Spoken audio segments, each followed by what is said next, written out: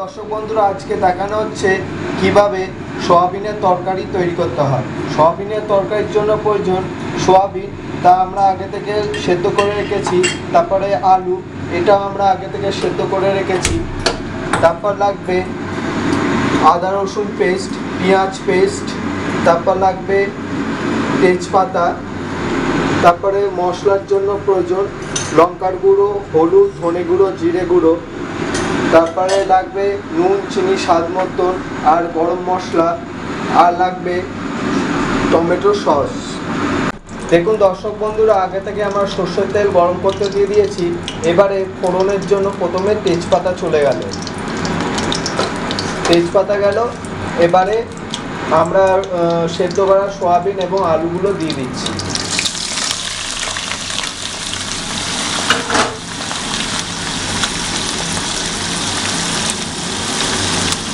এবারে জিনিসটাকে ভালো করে ভাজতে হবে।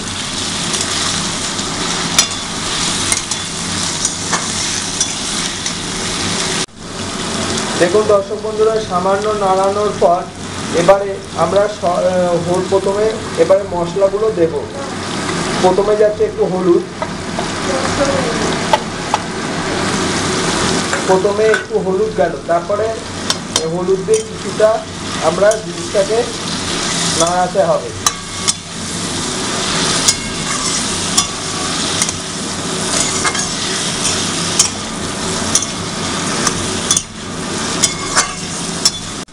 দেখুন হলুদ দিয়ে নাড়ানোর পর এবারে আমরা পেঁয়াজ পেস্ট এবং আদা রসুন পেস্টটা দিয়ে দিচ্ছি।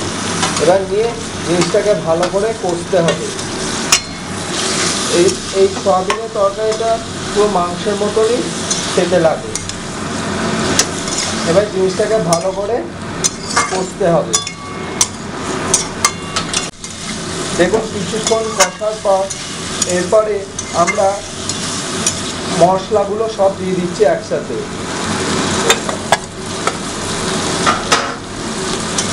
নিয়ে এবার জিনিসটাকে ভালো করে নাড়াতে হবে এবং কষতে হবে।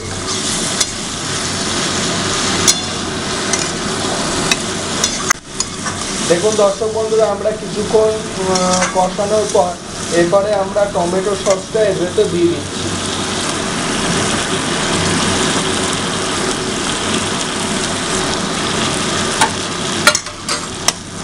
নিয়ে এবারে সামান্য জিনিসটাকে নাড়াতে হবে। এরপরে আমরা নুন চিনি একসাথে চলে যাচ্ছে।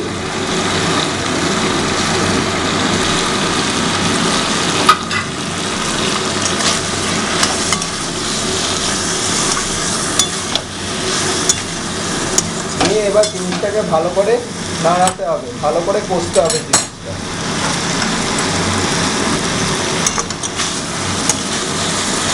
দেখে নিন, এই সয়াবিনের তরকারি আপনারা লুচি, পরোটা, রুটির সাথে খুব ভালো লাগে। দেখুন দর্শক বন্ধুরা, আমাদের কষানো হয়ে গেছে। এবারে আমরা পরিমাণ মতো এর ভেতরে একটু জল দিয়ে দেব। জল দিয়ে জিনিসটাকে ফোটাতে হবে।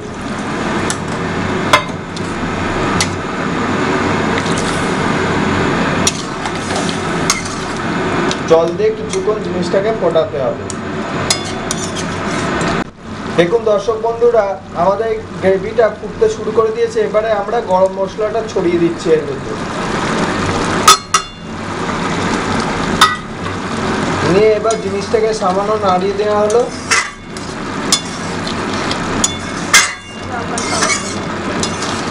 দেখুন দর্শক বন্ধুরা, আমাদের সয়াবিনের তরকারি তৈরি হয়ে গেছে। এবারে আমরা আলাদা জায়গায় জিনিসটাকে নামাবো।